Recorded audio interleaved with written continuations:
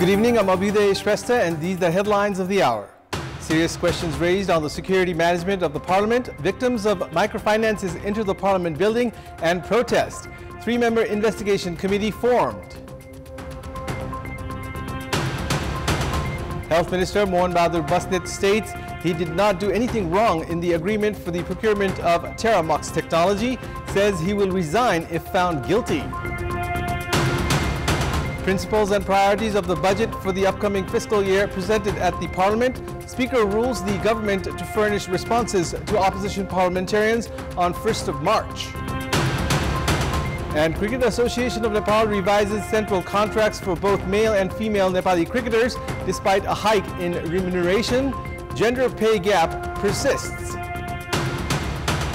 Victims of microfinances entered the Federal Parliament building of Nepal today and protested against the government.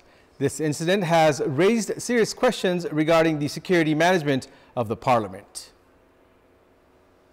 Victims of microfinances from across the country had arrived in Kathmandu and had been protesting near the Nepal Rashtra Bank. However, in a surprising move, more than 50 victims of microfinances entered the Parliament building in New Baneshwar, which is a prohibited area, and protested against the government.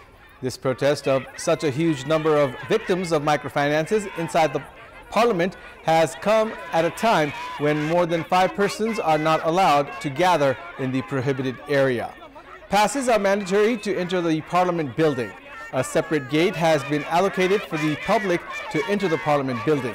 However, questions have surfaced regarding how the victims of microfinances entered the Parliament building and protested in the Parliament premises by entering from another gate. Even the security personnel were caught in a state of dilemma as the victims were protesting inside the Parliament building by chanting slogans against the government. Despite immediate effort to take the protesters under control and to vacate the Parliament area, it had taken some time to do so. The protesters were arrested and were taken to the police station in Tinkune. The victims of microfinances have put forward their demands, including erasing their loans and release of their collaterals at the earliest. They have drawn the attention of the government regarding this issue on several occasions as well. The government had declared New Baneshwar a prohibited area long time ago. Protests of any kind cannot be held in this area. In addition to that, the Federal Parliament building is considered sensitive in terms of security. An unprecedented incident in the history of the country happened at the Federal Parliament building of Nepal today. A group of protesters breached the Parliament's security mechanism and protested by chanting slogans against the government while the meeting of the House of Representatives was underway. Victims of microfinances who had arrived in Kathmandu a week ago had been protesting near Nepal Rashtra Bank in Balwatar. However, Nepal's intelligence departments knew nothing about the victims of microfinances reaching the Parliament building. The security departments were helpless as 49 protesters entered the Parliament building and protested inside the Parliament premises.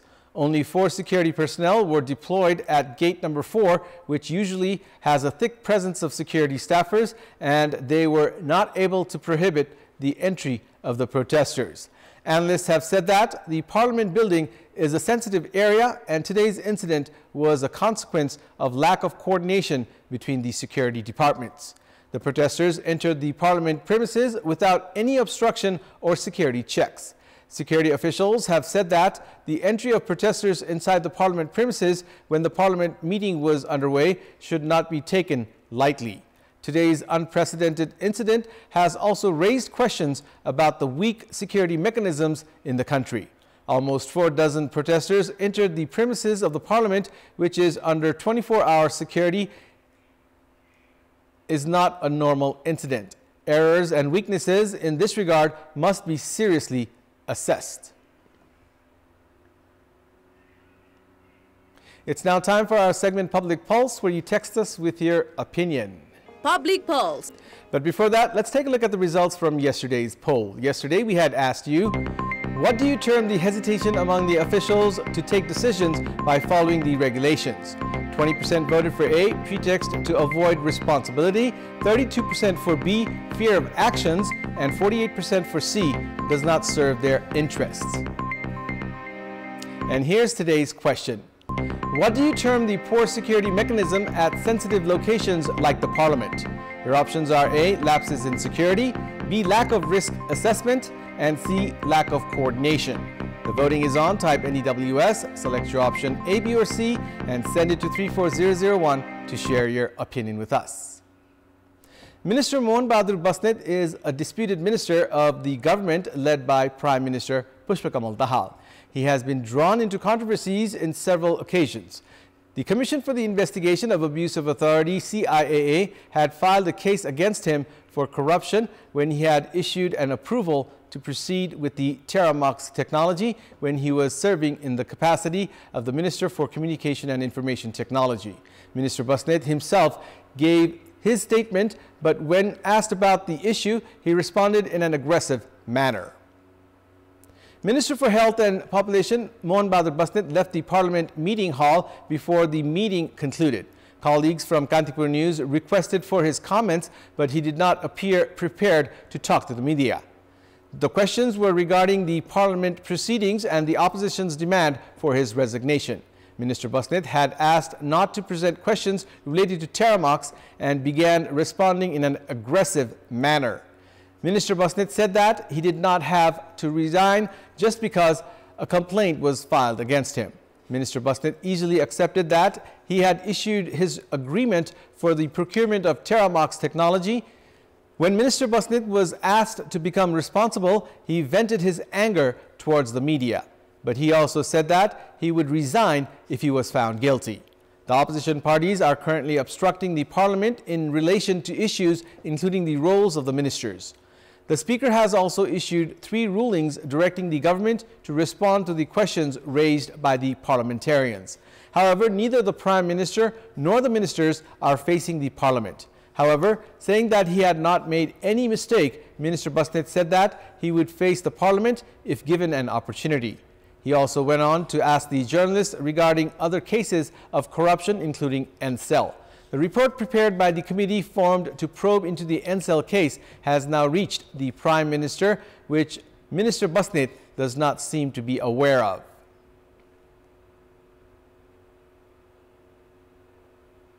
We'll take a short break here. We have more news coming up. Similar to the priorities and principles of past years, the government has presented the priorities and principles of the budget for the upcoming fiscal year. Not many new topics have been included in the policy of the government for the upcoming fiscal year. At a time when the businesses and industries are being blacklisted with their investments at risk and the trend of young population seeking foreign employment not being curbed, analysts have said that the government's principles and priorities for the upcoming fiscal year cannot address the existing issues. Principles and priorities of the budget were presented at the Parliament in the last week of the Nepali month of Baishak last year, while they have been presented in the second week of Fagun this year. The government presented the principles and priorities 3 months earlier than last year, with the objective of ensuring adequate budget-related discussions at the Parliament and inclusion of issues of public concern. However, the government has introduced similar principles and priorities. Principles and priorities presented by Finance Minister Prakash Charan Mahat include investment in the energy sector, quality tourism, and modernization of agriculture. Topics such as investment in hydroelectricity, increasing domestic consumption and export of power, modernization of agriculture, and development of information technology were included in the previous principles and priorities as well. Analysts have said that programs that would retain young population in the country and boost the morale of business sector have not been included in the priorities. Despite the interest rate reducing on a regular basis, the private sector has not reached the banking and financial institutions for loans. With demand of goods and services yet to increase, economic activities have remained slow. The government has not been able to generate targeted revenue. In such a situation where there are no signs of revitalization of the economy, the government has introduced goals of sustainable and large-scale development in its principles and priorities. In the budget introduced in the Nepali month of Jesta, the government had said that it would scrap 20 entities with dual jurisdiction to curb current expenditure. However, it remains to be implemented and has been repeated this time as well. Finance Minister has claimed that the budget would focus on sustainable development goals. Ensuring inclusion and implementation of practical projects would help address economic issues of the country. However, limiting them to principles and priorities will leave the problems at the same status. The government is to furnish its responses on disputed ministers and the questions raised by the opposition parties at the meeting of the House of Representatives slated for 1st of March this Friday.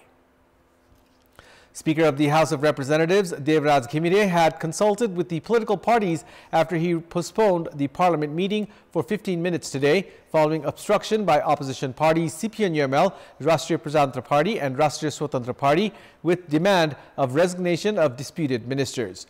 The meeting also participated by Minister for Law, Justice and Parliamentary Affairs Dhanraj Gurung agreed for the government to furnish its responses on 1st of March. Opposition parties had demanded the resignations of Minister for Fiscal Infrastructure and Transport Prakash Jwala, Minister for Health and Population Mohan Bahadur Basnet, and Minister for Culture, Tourism and Civil Aviation Sudan Kirati. The parliament meeting had resumed after the agreement where the parliamentarians drew the attention of the government regarding issues of current affairs. Prior to this, saying the Prime Minister had not furnished his responses despite being given 3 days, the parliamentarians had demanded answers today itself. Opposition parliamentarians had demanded for the resignation of the 3 ministers at yesterday's meeting of the House of Representatives as well. It's time now for the sports news. Sports news. The Cricket Association of Nepal, CAN, has revised central contracts for Nepali cricketers, both male and female. However, the gender pay gap remains glaring, with the male players to receive twice more than their female counterparts. Despite the persisting gap, the CAN has increased the remunerations for the players. The National Cricket Governing Body has issued central contracts for 30 male and 19 female cricketers for the year 2024.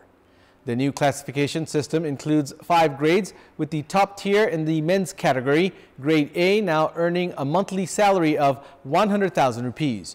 This adjustment benefits 6 players, including Captain Rohit Paudel, Sompal Kami, Karan Keshi, Dipendra Singh Airi, Asif Sheikh and Kushal Bhurtel. Grade B includes 6 players with Kushal Malla, Gulshan Jha, Bhim Sarki, Lalit Narayan Rajbanshi, Arif Sheikh and Avinash Bohra. They will receive a monthly salary of 70,000 rupees.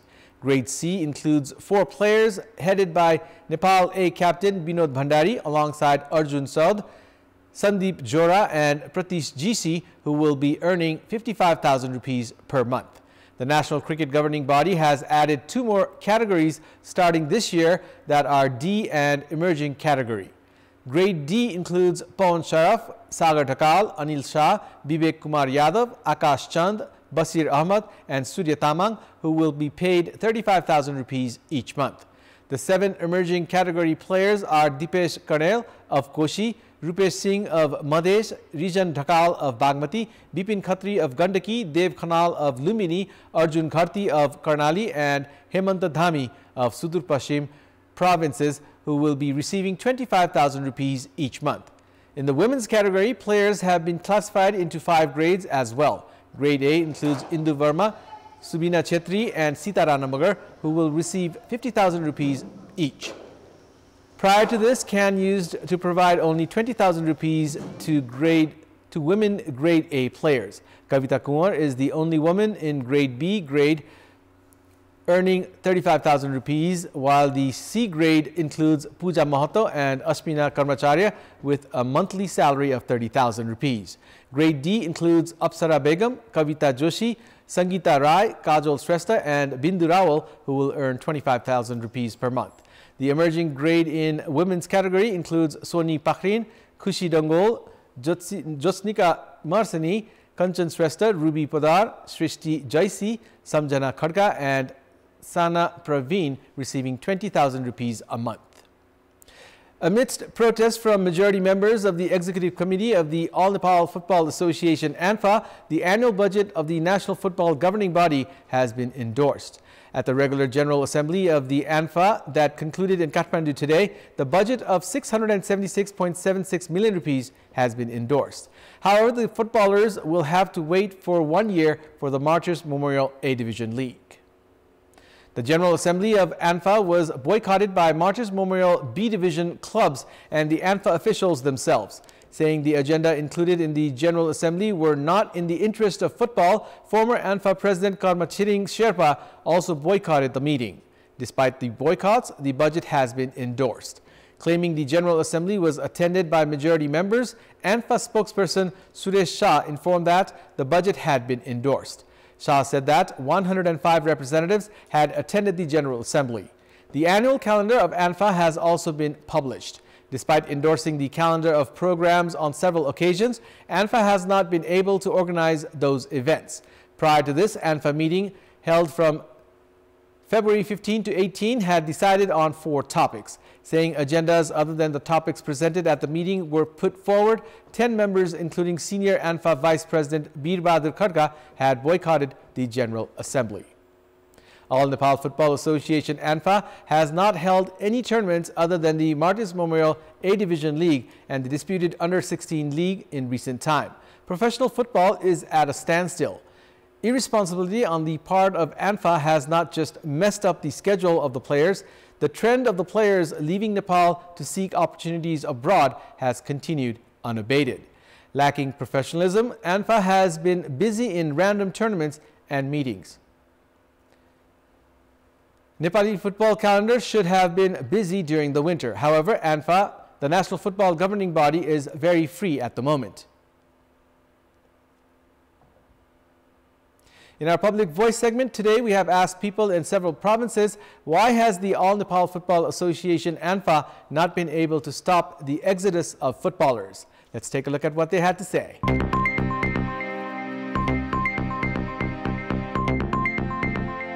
खेलेर यहाँ त्यो अनुसारको पैसा पनि पाउँदैन अनि टाइममा तलब दिदैन एन्फाले गर्नुपर्ने खेलाडीको लागि गर्नुपर्ने काम कर्तव्यहरू धेरै कुराहरू चाहिँ गर्न नसकेरै नेपालमा प्लेयरहरूलाई खाना बेच्न पेट पाल्नको पनि धाउधाउ छ घर परिवार चलाउनै पर्यो त्यसैले खेलाडीहरू बाहिर जाने प्लान बढिरहेको छ एन्फाको पदाधिकारी बीच नै विवाद छ उहाँहरू बीचको टकरावको असर चाहिँ खेलाडीमा परिरहेको छ खेलाडीहरूलाई महिनैभरि है व्यस्त हुने खेलकुद तालिकाहरू ल्याइदिनु पर्ने एन्फाले जुन रूपमा नियमित रूपमा A division B division C division लिगहरू नियमित रूपमा गर्नु नसकेको कारणले एन्फाले चाहिँ जुन तरिकाले खेलहरूलाई व्यवस्थापन गर्नुपर्ने हो त्यो तरिकाले गर्न सकिरहेको छैन नियमित रूपमा लिगहरू सञ्चालन नगर्नु मेन रिजनमा पर्छ एन्फाले आफूले गर्न सक्नुपर्ने एउटा राष्ट्रिय लिग पनि गर्न सकिरहेको छैन खेलाडीहरूलाई प्रोत्साहन गरेर पुरस्कार स्वरूप रकम दिनुपर्ने दिन सकेको छैन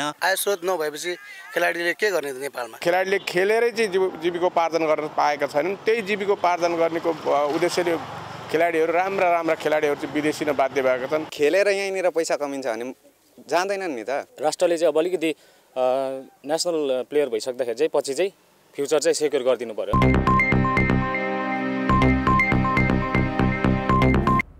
That's all for the moment. Thank you for watching. Good night.